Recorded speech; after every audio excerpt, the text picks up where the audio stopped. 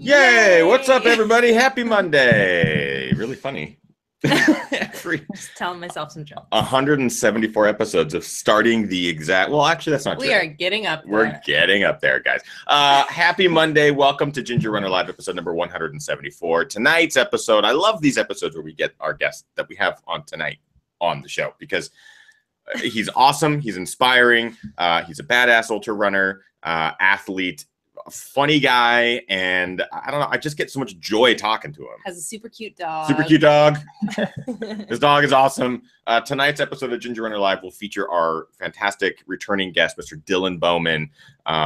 He just this last weekend, he's literally hours removed from it, got 4th place at the Speedgoat 50k at high altitude, one of the toughest 50ks in America.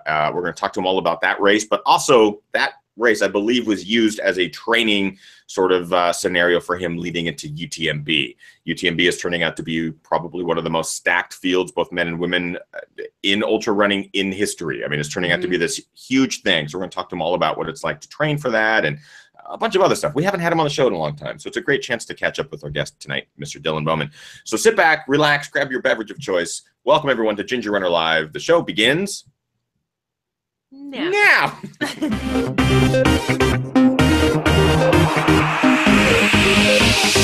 Ginger Runner. Yay! That was so awkward. We will get this right. I promise you. We will get it right. I think they like it that we get it wrong. I think I like it that we get it wrong, but there'll be some day when we get it right and it will feel wrong because it's right. What's up, everyone? Happy Monday. Thank you for taking your Monday and spending a little bit of it with us tonight. Ginger Runner Live, episode number 174. We said it in the pre-show, but we're getting up there. Tonight, we are joined by one of my favorite people. He's hilarious. He's awesome to be around. He's just one of the kindest, nicest athletes. He's also one of the most badass ultra runners on earth. Fresh off of a 4th place at the Speedgoat 50k, one of the toughest 50ks in America 2 days ago. And also prepping for UTMB, Ultra Trail Mont Blanc, which is shaping up to be one of the most stacked ultra marathons in the history of the sport. Let me welcome him to the show. You guys will fall in love with him, Mr. Dylan Bowman. Yay! Yay! Hey guys, how's it going, man? Oh, it's great to be back. Thanks so much for having me. Number 174. I think this is number 3 or 4 for me. So thanks a lot for having me. Dude, it's like Kim and I always talk about when can we get Dylan on every day. Right, yeah. And it's always Kim asking, when can we get Dylan on? When can we get Dylan? I'm like, geez, Kim, settle down. We love having you on, man. And it's always great to have you on after a huge success at a race and then talking about a race coming up. You seem to be in the midst of ultra running bliss, but also like hardcore training right now. Is that right? Yeah, that's pretty much the perfect way to put it. I've been in Aspen now for about 4 weeks training for UTMB and have definitely been training very, very hard, and it's been incredibly challenging, but also incredibly rewarding. You know, being in Colorado is special for me because I grew up here. I grew up in Boulder. I used to live here in Aspen, so being back for most of the summer is super fun. So it is a good mix of both pleasure and pain, seeing a lot of old friends and being back in my old community, but also training really, really hard. So yeah, it's good. I'm excited to talk a little bit about that tonight and also Speedgoat and UTMB. Before we start getting into the nitty gritty, of course, Kim. I'm in the chat room as always. So if you guys have questions for Dylan, just make sure you're asking them in the chat room. We'll be pulling questions throughout the hour. And yes, Jinx, you owe me a code. Tonight's episode and all the episodes in July of Ginger Runner Live are brought to you by our viewer and good friend, Mr. Brian Sands, who, as a Patreon supporter now for a couple of months, has basically gotten that top tier Patreon support level where we get to thank him each week for making Ginger Runner Live happen. So thank you, Brian. Brian is a runner who's in the midst of training for his very first marathon this fall. He's already lost 46 pounds, I believe, on his journey just running, and 100 pounds since his journey about 10 years ago of getting into shape and stuff like that. So it's an amazing journey to follow. He's a really great guy, and he has been showing the love to Ginger Runner Live. And so if he's in the chat room now, and if you guys are watching live and you're in the chat room, thank Brian. And I think Brian talked about having his longest training run coming up. So it was actually this last weekend. And so he emailed me. Yeah, sorry, go ahead. Did you say something? Brian, if you're in the chat room, let us know how your longest run went. He emailed me and said it went great, but I would love more details, Brian. So yes, please let us know in the chat room. And I'm sure Dylan wants to know too, because Dylan is an athlete who's trained for multiple races, and like all ultra runners, has trained for his first marathon or first ultra or that sort of thing in time. So Dylan, let's first talk about where you are, because I know you just mentioned that you grew up in Colorado and stuff like that, but why specifically Colorado for training leading into Speedgoat and to UTMB? Why not stay in the headlands or go out towards into the Sierras or anything like that?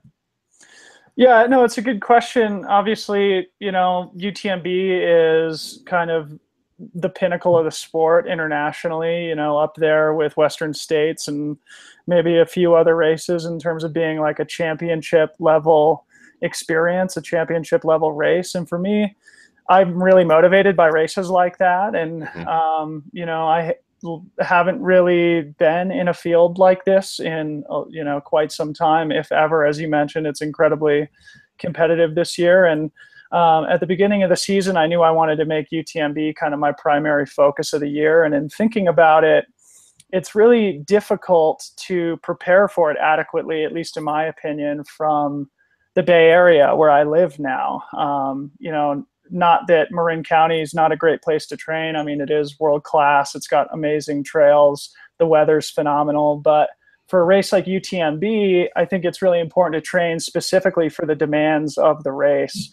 And it's difficult to do that from Northern California. So, I could have gone to the Sierras. I could have gone somewhere in the Tahoe area or maybe like Mammoth or thereabouts. But since I have connections and I have roots in Colorado, it was really easy for me to logistically figure out a way to make this work.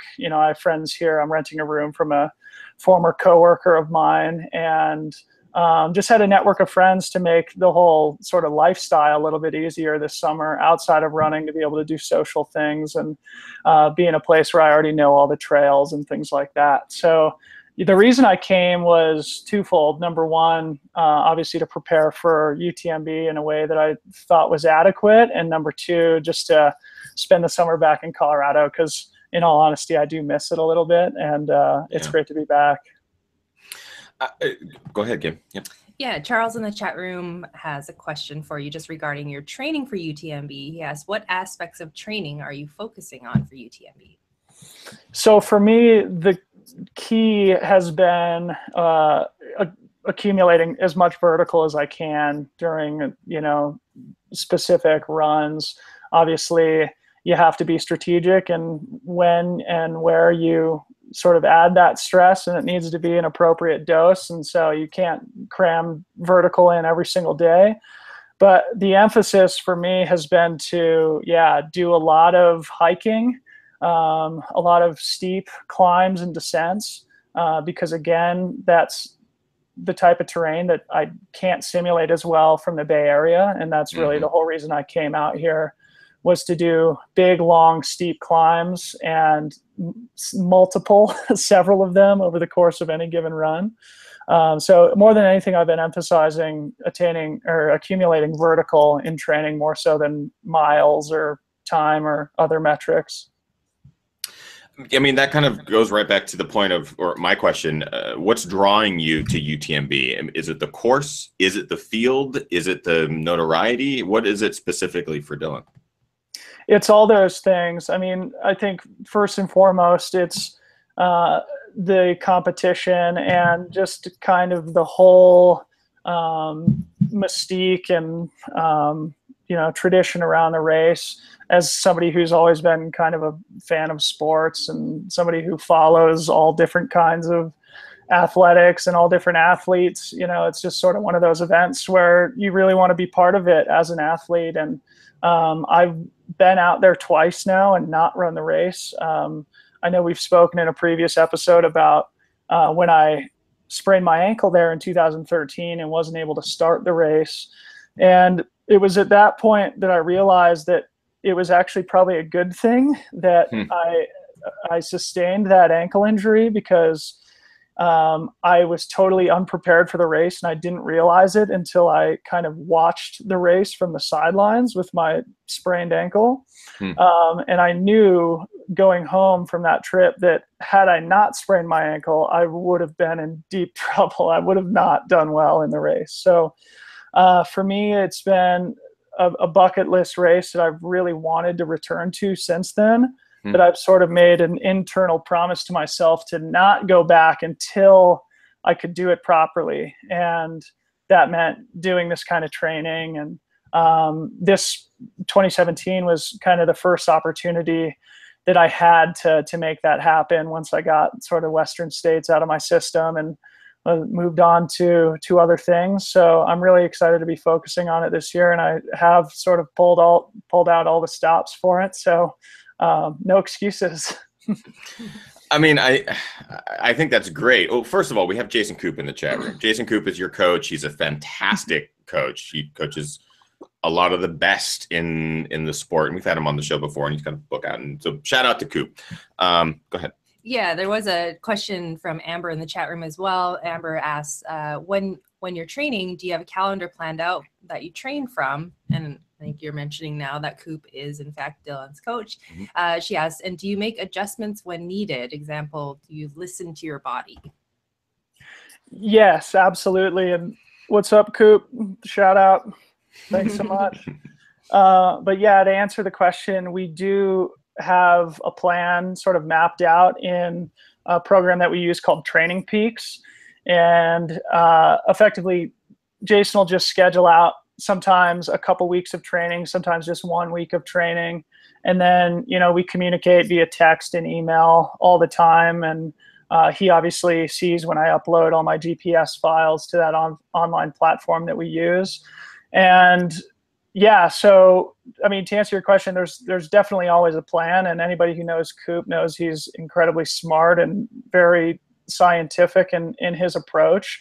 And I think sometimes I probably aggravate him because I'm not so scientific, and sometimes I kind of make last minute decisions like, hey, I kind of want to run Speedgoat this weekend, what do we do? And then he then of course has to move all the training around and rearrange things. And so yeah, we bounce all those sorts of things off each other. He's been a great teacher and mentor of mine over the last 3 or 4 years now. I think we've been working together, and yeah, I can't say enough good things about what he's done for me. And yeah, and he can be quite vicious in terms of the training that he prescribes.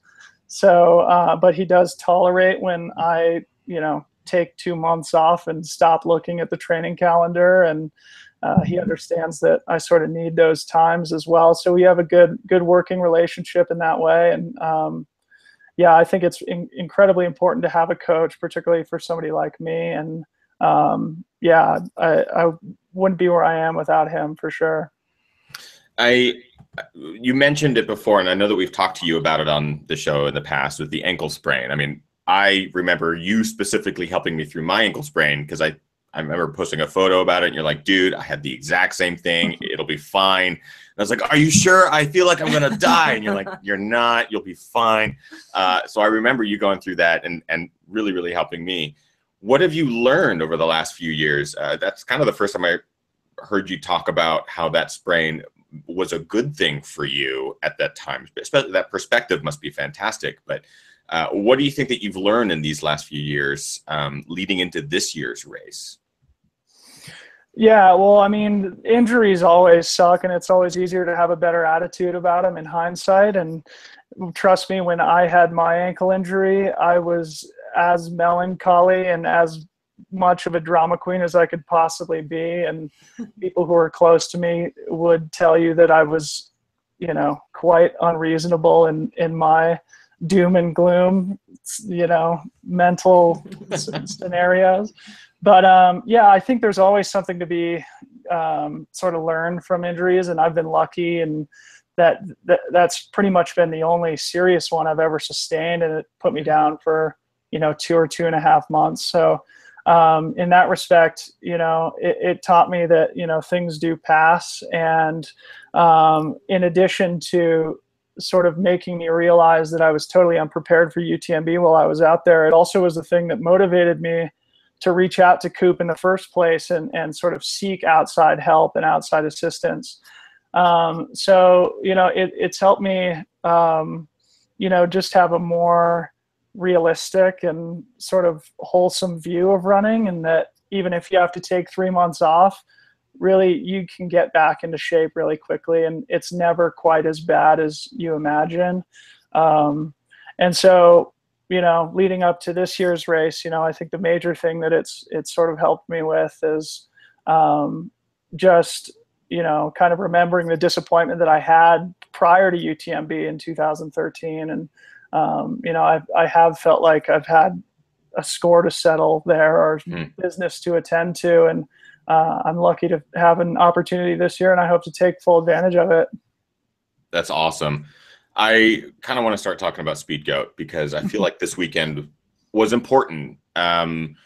You finished 4th amongst a stacked field, obviously, but you've also been in the midst of a training cycle. So were you looking to run Speedgoat as a test of your ability, or was it more of I want to run this sort of distance over this sort of terrain, more of a training for UTMB?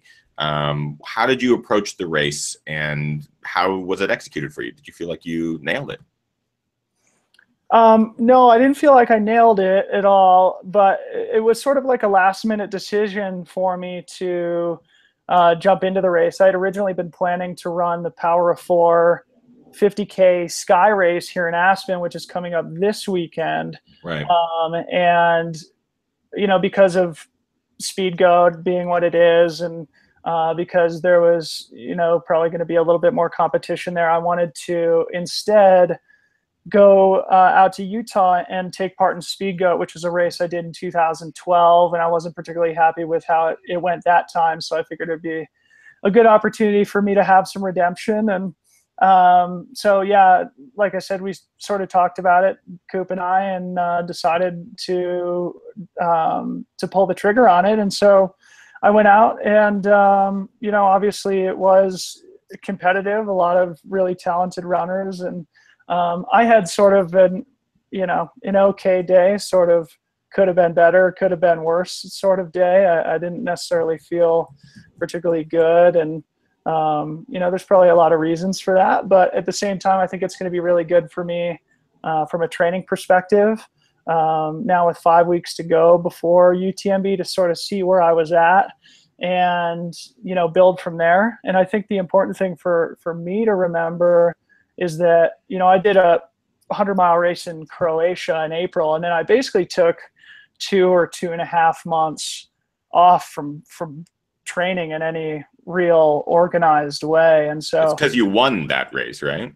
Yeah, I did. But, I'm taking a big break afterwards. I knew for me, I needed to take a big break in order to be really at my best at the time of UTMB. And so it sort of felt like Speedgoat was almost like the beginning of like the second half of my season, and I think it is important for me to have those type of race experiences that really knock the rust off and get the juices flowing again and get back into a racing mindset, because for the last few months I really haven't been. And so it was a great day out in the Wasatch, and Carl has a really mean course designed there that I can't seem to figure out, but I was really happy to go back. And yeah, it was great to see a bunch of friends out there as well. I mean, it's so awesome to see you crush it. I mean, 4th place is no slouch, and to hear that that's possibly an off day, or kind of a meh day for Dylan, I'm pretty optimistic. Like, that makes me really excited. One thing that I should note is that the three gentlemen that finished in front of you, Walmsley, Sage, and Tim Tollefson. Tim Tollefson was second, Sage was third. They'll all be at UTMB as well. So this was almost like the U.S. men's precursor at UTMB. Did that give you any sort of insight as to how they're going to be racing, or was it a great chance for you to kind of push a little bit, but also see how the other guys are playing out? Or are you guys all friends? I know the community is pretty tight-knit, but are you guys all friends? And was it a great way for you to, you know, high five and get excited about UTMB together? How did that kind of play out amongst you guys? No, it's a great question. And yeah, we are all friends. I mean, definitely we were all sort of BSing before the race and then afterwards and sort of trading war stories and things like that. And pillow fights and tickles. Exactly. And all, yeah. Is that what you guys do? The elite guys. Oh, okay. Got it. Paint each other's toenails.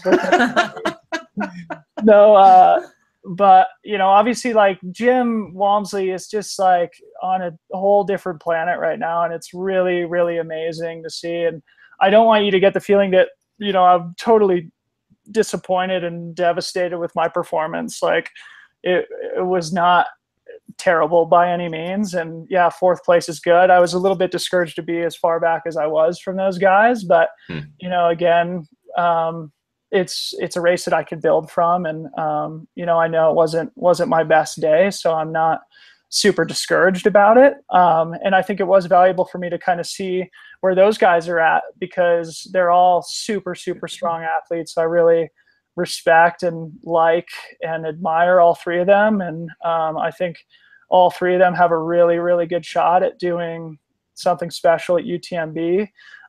So certainly, you know, I'll be rooting for them. And I think it was good for me to, you know, get a little humble pie, a little motivation, and see, you know, where my American counterparts are at, and hopefully raise my level to where they're at, you know, in 5 weeks' time. So that's why we run these races. There's always something to learn, and I certainly learned a lot. And yeah, it was great to see those guys in such good shape. That's awesome. I also want to point out that in the chat room, Jason Coop says, people want to know about the hashtag Shred Monk nickname. I don't know if this is like a marketing 101, or tell us a little bit about the hashtag Shred Monk nickname. Yeah, sure. So I wrote a little blog about this on my website if, you know, your viewers want to check it out, but it's worth the read. It's definitely worth it. Right. So, you know, in talking about my plans for this summer with Jason Coop, you know, he was obviously fully supportive of me making this sort of temporary move back to Colorado to do sort of like a focused training camp. And he comes from such a like professionalized background. You know, it's something that, you know, he views as a great opportunity for me and something that should be taken advantage of. And in our discussions, his main, I guess, point that he emphasized a lot was that, you know, it's just important to keep stress as low so that you can train really as much as you can, you know. And for me, in pulling out all the stops for this race, I really wanted to do it right, because I don't know if I'll ever really have the chance to do this again. Right. And so in sort of removing those distractions from life and to sort of make that a focus to basically be 100% bought into being an athlete first and preparing for the race that you're getting ready for, I sort of let him know that I was all in, and I said, you know, that my intention was to exist as a shred monk in the mountains for 2 months, just a monk of trail running. And so he got a good laugh out of it, and it quickly became sort of our motto for this summer, is a little training camp where I become a monk of shred. So yeah, like I said, it's a good opportunity for me to have, and I'm indebted to my sponsors for allowing me to do this, and to my fiance who let me sneak away for a couple months right before we get married, and obviously for Coop for sort of the leadership and coaching along the way. I mean, that's something that we didn't really touch on yet, but it seems like such a great opportunity for you to do that. It seems like everything kind of aligned in the sense of you have the sponsorship backing, so you can take the time to do this. You have a awesome fiance who's very understanding. She's been supportive, obviously, since the very beginning, but to be able to do this and go spend some time actually shred monking. If you're the shred monk, I want to be the Narbra. I'm sorry. Kim's face right there proved that I could never have that nickname. Yes, you can. But I wouldn't deserve it in the slightest. There are far more Narbras out there. Kim's face was pretty priceless. That was, what the hell are you doing? Not live. Let's get some live questions. Go ahead. I was going to say, speaking of your amazing fiance and the upcoming wedding, we have Casey in the chat room, and Casey had a very important question. She said, Dylan, will Millie be in your wedding? Oh. That is a great question, and hi, Casey. Yes, Millie will be walking me down the aisle. 2 weeks after UTMB, I'm going to be getting married here in Aspen, Colorado, and so we're putting together the kind of finished, or the final touches. We're putting the final touches on the wedding preparation now, and I'm incredibly lucky. And yes, Millie will be playing a probably small but pretty adorable role in the actual ceremony. Have you been prepping the training and like walking her down a hallway so it kind of like keeps her in one direction? Have you been doing the training with her yet? Yeah, I'm trying to teach her to like throw flower petals and paint toenails and join the bros. Yeah. Go ahead. She Runs and Falls asks, for those of us who like to run with dogs, how do you incorporate Millie into your training? This is a great question, and Millie and I do a lot of running together. We waited until she was about a year old before we started taking her on runs with the advice of our good friends in Marin County, who also are Millie's veterinarians. They're sort of trail runner friends of ours who are big dog people and make their living as vets. They advised us to hold off until she was about a year old, and so we did. She's 3 now, and so she's been running with us for a couple years now, and between my fiance Harmony and myself, she probably runs with one of us almost every day, depending on what we're doing. I tend to only bring her on runs up to maybe like 2 hours, just because I kind of feel like she starts to lose steam after that, and it starts to slow me down a little bit. But she could certainly, keep going for as long as I would allow her to. But at a certain point, I feel like it's enough of a workout for her, and she starts to drag a little bit. So between like an hour and 2 hours is typically what Millie will do, with the occasional 3 to 4 hour sort of epic a couple times a year. That's pretty awesome. That's pretty great that she's able to go out there for that long. He's lying next to me right now too. I was gonna say, so is our dog, but our dog couldn't last a couple minutes out there. Yeah. He'll get there. He'll get there. His legs are shorter. Gus is quite a cutie himself. Sorry, that can't happen. No, just kidding. He's gonna walk me down our aisle for our wedding. Did you not know this either? Okay. Oh God, so many secrets being divulged. You're walking down towards me. Okay. Is that how it works? I'm sorry. Okay, I want to talk about what's going to essentially occur between now. So you had Speedgoat, and you have Utmb coming up in a matter of weeks, about 5 weeks. What happens now? Do you go right back into the training cycle? Do you end up recovering from this race at all and then going into a new training cycle? How will that work for you? Yeah, I actually felt pretty good after the race on Saturday, and then went out and did about 3 hours in Aspen on Sunday, the day after the race. So we drove back to Colorado after the race on Saturday night.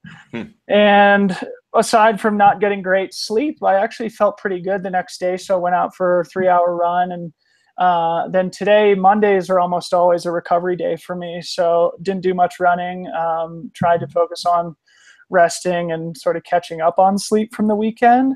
But my body feels pretty good. I kind of felt like I was stuck in second gear the whole race, and so my legs weren't destroyed, or and my energy levels aren't completely drained. So I think from that perspective, it's probably a good thing. I can get back into training pretty quickly. I'm going to take it easy again tomorrow, just go for a short run, and then Wednesday I'll be back doing some intensity and sort of like a medium long run, trying to get as much vertical as I can, like I said. So yeah, the recovery's been fine. It's really almost a non-issue, just a couple of days, and I'm sure I'll be good to go. And then this coming weekend, I have really, really big runs scheduled that are going to sort of be the last critical major long runs before the race. I'll obviously still do a good amount of, a lot more training, but this will be the sort of last major, huge weekend. So I feel it, if not super fit, really motivated to, tackle these last couple weeks. And I think for sure by the time I leave for Europe, I'll be ready to go. Yeah. When do you leave? Are you getting there early like some athletes do? Or are you going to try to show up the week of, or how does that work? I'm going to show up a week early. So I arrive on the 24th and the race is on the 1st of September. So I think that's a good amount of time. I sort of did the same time frame for the 100-miler in Croatia that I did, the 100 miles of Istria in April. I used that as a good test for jet lag purposes. And that race started in the afternoon like UTMB did. So it seemed to work well from all those different perspectives. And so I figured I'd kind of try and mimic that for the UTMB trip. I'm the type of person, I love to travel. I don't like being gone for too long. I like 2 weeks is about as long as I want to be gone before I start feeling sort of antsy and unproductive and things like that. So I'll head out there a week early and then stay just a couple days after the race. And it'll be a lot of fun. And I've been really curious about this with each athlete who's training for UTMB and heading over to run this huge event. What are the challenges that you foresee you encountering? Like, is it going to be the technical terrain? Is it going to be the 100-mile distance, which you've done multiple times before? Is it going to be the atmosphere, the competition? What is it that specifically maybe you're maybe trying to dial in training or trying to get your mind wrapped around this year? It's a good question. There's a lot of different things. I think that the major challenge that I sort of think about quite a lot in my training is just sort of visualizing how I think the race will play out, and knowing that guys like Jim Walmsley and Zach Miller in the race who really like to run from the front and really push the pace. And obviously that's kind of the European style too. So I'm sure there'll be a lot of the European athletes who employ the same strategy or go with the guys like Jim and Zach. And for me, I just know that's not the way that I will run my best. I typically always like to run somewhere near the front, but not at the front of the race. And, I'm sort of just trying to come to terms with the fact that I'll probably be well behind that lead pack early on in the race, and sort of, coming to terms with that before, so that it doesn't cause me to sort of become discouraged or lose motivation during the race, to sort of know that in order for me to run my best race at UTMB, I need to build momentum throughout the race and save my energy for those last 3 climbs at the end of the race that are so grueling. And I always gain momentum and sort of gain motivation when I'm passing people during races. And so I guess that's one thing that I've been thinking about a lot. There's also obviously like gear considerations you really have to think about, and nutrition and all of those things, which all seem to be coming together for me now. I'm pretty confident about all of the stuff that I'm going to be using, and sort of the strategy I want to employ. So it's just about kind of sticking to that plan, not getting caught up in the hype, and being smart when it counts during the race. I mean, I have to commend you, man. It's like it's I love hearing that sort of maturity, I guess. I'm a fan of the sport more than anything. And so when I get a chance to talk to you guys, the guys at the front of the field, guys and women, of course, that are at the front of the field, you get so many different perspectives. And we've had Walmsley on recently before states, and it's, you hear the way he talks about these races, and you're like, I just can't even imagine, like, like I'm going to break this course record to do that. I'm like, so much can change in the midst of these races that you hear a perspective like yours, which is, it's mature in the sense that you know your abilities and you know exactly what you're going to be able to do out there. And if things change, you'll be able to adapt and form. And I don't know, it's nice. I really love to hear them. I think it's really impressive what guys like Jim and Zach and Sage to a large degree are willing to put themselves through, because that is incredibly painful and incredibly stressful. Yeah. Physically, psychologically, to be at the front of a race pushing that hard is just so impressive. But then you also see guys like Tim Tollefson and like David Laney who have had great races there by being patient early on and then sort of running through the field in the second half of the race when there's inevitably a lot of carnage. And having been to UTMB twice myself and sort of observed and crewed and spectating, I've seen just how much attrition there is during the night section of the race. And I really don't want to be part of that attrition. I really want to just make it through to, that early morning on Saturday, still feeling like I've got some gas. And I know that'll be the way that I'll run my best race. But certainly, I'll be, if Jim is way off the front or any one of those guys, I'd love to see any one of the American guys be able to sort of employ that strategy for a victory at some point. I think it would be incredible to see from as a fan of the sport myself. I totally agree. I think there's room in the sport for both perspectives. It's fun, it's a fun and entertaining thing. And especially as a fan and a spectator, you get riled up and you get caught up in the attention and the rivalries and all that sort of thing. And when people talk about breaking records and they put it out there, which takes bravery and takes confidence to put that sort of stuff out publicly, there's something to be said about, like what you said, it's incredibly stressful to deal with that, and to put yourself out there is, it's admirable. I'm a big fan of the patient sort of thing. And that's why I think there's, especially with 100 miles, there's so much strategy involved later in the race. 'Cause like those last 30 and 40 miles is where lots of stuff can change. And so I don't know, that's just my mindset. I could talk for hours about that's why I back the pack. So I'm real patient. Real patient. We've got tons of live audience questions. I want to make sure we get to a couple of those before we give away our GRVR 17 entry, as well as move into the post show with Dylan. Go ahead.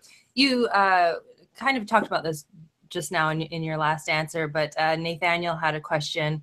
With UTMB's deep field, do you fear that the competition will cause you to overexert yourself? So is there any fear of getting caught up in that, the very front of the pack, the fast guys? Exactly. Yeah. I mean, that's kind of exactly what I was just touching on. And it's, like I said, something I've been thinking about a lot, because I do during races like to know kind of where I am, and I don't like to get too far away from the front of the race, particularly in races like UTMB that are so important and can, be decided by very small, fractions of, one gel can make the difference in, probably a couple hours if you screw it up. And so, yeah, I mean, for me, it is, I think, going to be difficult to sort of let a lot of the front runners go. But at the same time, yeah, like I said, it's going to be important for me in order to have my best race to meter that effort level and not lose my, motivation and not lose my sort of enthusiasm for the race, because I may be a little bit behind, and just trust that that's the way that I'll run my best, and that hopefully those people will come back to me later on in the race. There's a good question here from Jessica. Sorry, I'm going to just grab it because I saw it and I was like, that's a great question to talk about gear specifically. Yeah. How are you training for the amount of items that you have to carry for UTMB? Because UTMB has a whole list of requirements. Do you train for that? Do you wear it and carry it all the time in your training? Yeah, I do. I actually train with the pack on probably 5 days a week and load it up with the whole kit. And I think, and this is something I've done a lot in the past for other races like UTMF, Mount Fuji, and Ultra Trail Australia, which has a big requirement list, and the 100 miles of Istria, which I did earlier this year. Prior to all of those races, I'll train with the pack on for at least a few weeks before the race. And mostly, you know, obviously, most importantly, carrying them during my long runs during the week, but also for most of the workouts, really, I'll also carry my full pack as well. I think it makes a big difference to get used to it and obviously dial in the gear that you're going to use before the race so that you sort of troubleshoot any potential issues that might spring up. And then, you know, find the lightest weight gear that you can put in the bag, tinker with it a little bit. If certain things aren't working, like poles, switching those out, you know. So yeah, the gear aspect is obviously super important and something that you have to figure out well before the race. And that's something that I do a lot. Nice. Before we get into maybe one last audience question, we can ask that while we're accepting answers. We have a trivia question, and the correct answer will win an entry into the 2017 Ginger Runner Virtual Run. We've talked about it. It's been announced publicly. The registration is open right now. There'll be a video this week. I am putting together something kind of fun to share that'll, you know, you guys can spread to the masses. But GRVR this is the second time that we've done it. GRVR stands for Ginger Runner Virtual Run. It's basically a global event on October 8th. Everyone from around the globe at a specific time determined by you during that 24-hour period on October 8th can run a 2-hour whatever. It can be a 2-hour treadmill run. It could be a 2-hour trail run. You can try to collect as much gain as you can in 2 hours. You can try to reach the highest peak in 2 hours. It's a lot of fun. Last year we had over 1,000 people participate. We're well over halfway to that already in the like 48 hours that it's been open. So I imagine that we're going to surpass that. And on October 8th, basically everyone around the globe does GRVR at the same time. It's pretty damn awesome. And then we give away prizes and announce trophy winners and all that sort of stuff the following week. So we're going to give away a free entry to this. There's 2 ways that you can register. If you go to gingerrunnerstore.com right now, registration's open. You can get the full registration package, which includes a Patagonia t-shirts with the screen printing logo, some cool wood metal fridge magnet thing. It's custom made by Elevation Culture, which is rad. An iron-on embroidered patch. There's a bunch of other stuff that we'll be including with this year's package, or you can just get a digital entry, which is $6, and that gets you automatic entry for the awards and for the prizes, which is pretty cool. We will be giving away a top tier version, which is the t-shirt, the medal, the patch, the extra stuff, plus the Strava group, all that good thing right now. So go ahead. And it is open for people who have already registered. Yes. If you've already registered and if you win, we will refund. Yeah, because you've already paid, so we can easily just refund it. I know a lot of you guys in the chat room stuff. are saying, I'm already in, I'm already in. So, yeah. But that's great. If you're already in, awesome. Tell your friends, tell your family. Remember, there's also an award for the biggest group that are participating, which is always really fun. Pretty big last year. It was pretty big last year. I know we have a lot of people running the Chicago Marathon this year. And like, does that count if I'm running the Chicago Marathon and like take a picture of 1,000 people? I don't think that'll count. They have to be friends. Unless you make 1,000 friends, then that's great. But yeah, we are going to give away a GRVR 17 entry tonight with the help of Dylan Bowman. So Dylan, you have a trivia question all lined up, ready to go. And basically what we'll do is we will take the first correct answer in the live chat room tonight. As it appears on our screens. Our 2 screens. We have 2 screens, so we're going to make sure that it aligns in both chat rooms. I think this one might happen pretty fast, but get ready. Dylan, it's all to you. Yeah, so in talking about this, I thought it would be kind of cool to do something that wasn't very running focused, that wouldn't be really easy to Google, but whose answer is obvious, for anybody who's followed me for any period of time. So my trivia question: what is my favorite professional sport team? That's All right. I like the way you Yeah. worded that. I like the way you worded that. Nice little twist on it. What is Dylan Bowman's favorite professional sports team? I really like that. Someone's talking about Quidditch. I don't think it's a Quidditch team. That would be hilarious if it was. Oh, Do you already have it? yep. We do. Oh, Wait. this is awesome. Yeah. Where I have a yeah. timestamp of 6:53 p.m. Yep. Same. Kim Wrinkle. Kim, awesome. Yeah. Kim's been an awesome viewer of the show, Patreon supporter. This is great. Kim has the correct answer. And Dylan, for those who maybe are unfamiliar, who is your favorite professional sports team? The Denver Broncos. Yeah. Nice job, Kim. And Ben Louderback right behind Kim with the Denver Broncos as well. So Kim, email. Yeah, email me, Kim. And we'll hook you up with a discount code so you can pick your shirt size and all that good stuff. Yeah, we'll make sure it happens. I think Kim may have already registered. Kim will refund. If not, we'll just make sure that you're registered no matter what. So that's pretty awesome. We'll be doing this again throughout the week.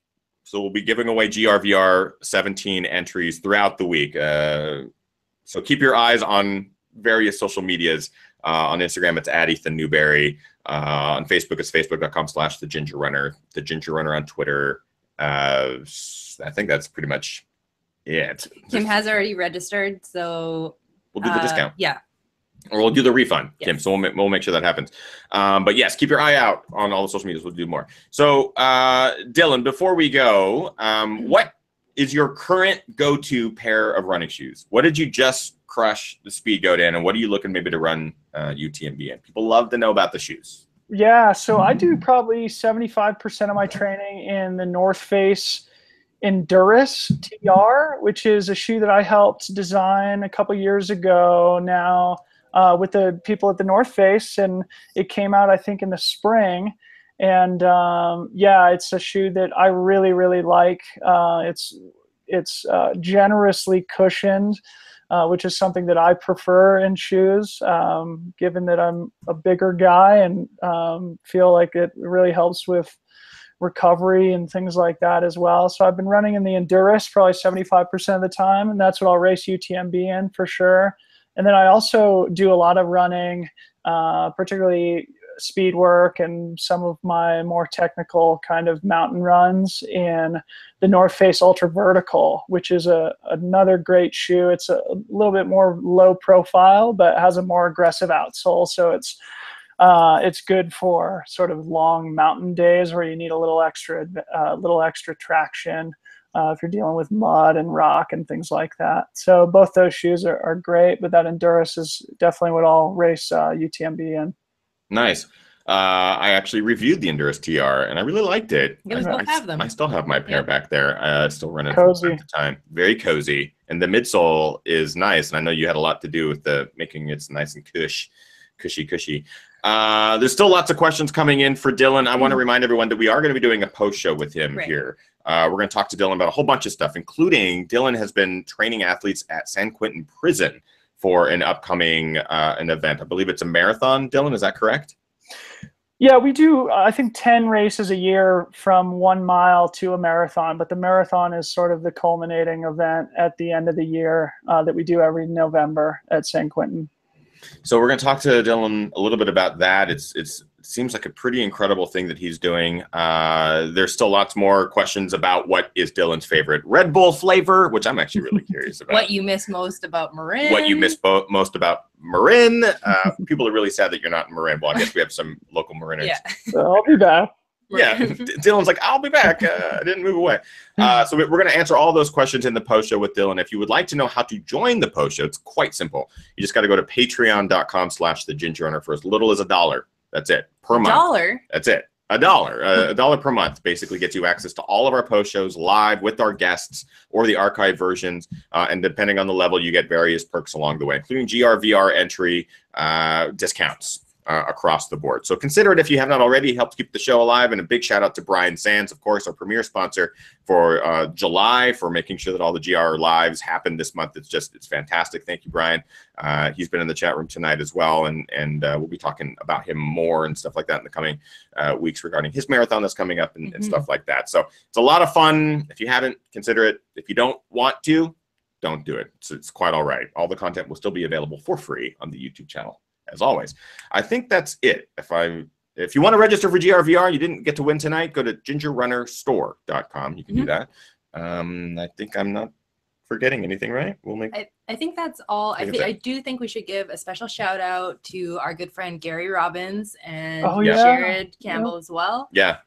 I can't believe that I didn't start the show with that, but a good friend, Gary Robbins. Dylan was our focus. Dylan's our focus. Let's be honest. Dylan is the man. They did a thing, okay? They did a thing, and it involved a lot of peaks. A good friend, Gary Robbins and Jared Campbell, did something pretty damn amazing this last weekend. The Nolan's 14, for those of you who are unfamiliar, is an unsanctioned line in the Sawatch Mountain Range in Colorado. Basically, it's 14 14ers. Mountains that are over 14,000 feet, and you're connecting the 14 peaks with the best line that you can come up with. Some of it's trail, a lot of it is off trail, and a lot of it is extreme. It's over 100 miles-ish, depending on the line that you choose, north to south or south to north. And I mean, I don't know all the details. I just know that it is bonkers, and they managed to complete it this weekend in 56 hours, just over 56 hours, through hypothermia, crazy storms, endless rain. For people who are familiar with that area and region, say it's probably one of the worst sort of summer storms that they've ever had in that region. So it's an incredible story. Go follow them on social media. You can see some pictures and stuff like that. It just looks gnarly. Would you ever do that, Dylan? I would like to. I don't think I'm quite tough enough for it yet, but it's actually funny as a little anecdote. During the race on Saturday, when I was sort of feeling sorry for myself, having a little pity party, I did think, oh yeah, Gary and Jared are doing the Nolan's 14 right now, and they're probably feeling twice as miserable as I do. So mad respect to those guys, two incredibly tough guys. That was Jared's second finish of Nolan's, and he may be the only person, if he's not the only person that's done it twice. He's in rare air there. So it is rare. I think Andrew, the guy who currently has the FKT, I think he's done it a couple times, both directions. Okay. Or he's done it, I think, maybe once in each direction. I'm not positive about that, but I know Matt Mahoney, his website has all the information and stuff like that. It's crazy. It's an incredible accomplishment. So thank you for reminding me to give them a shout out. And Gary, it's going to be, we'll talk more about the movie tour and stuff like that coming up. Okay, cool. We're going to move into the post show with Dylan. Thank you guys once again. Dylan, where can people find you on social media? Because I know you're super active and I want people to follow and shout you out. Yeah, sure. I try and be as active as I can. I'm at Dylan Bow on both Twitter and Instagram. So DYLANBO. And then, I'm on Facebook a little bit. I'm on Strava. I upload everything I do to Strava. So those are the best places to find me.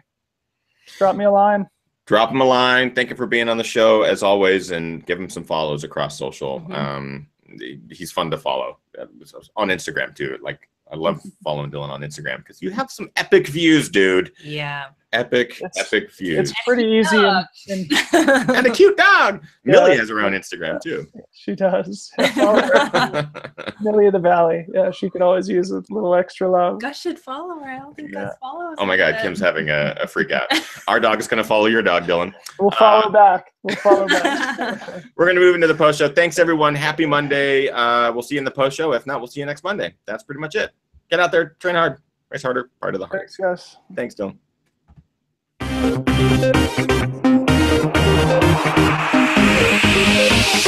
Ginger Runner.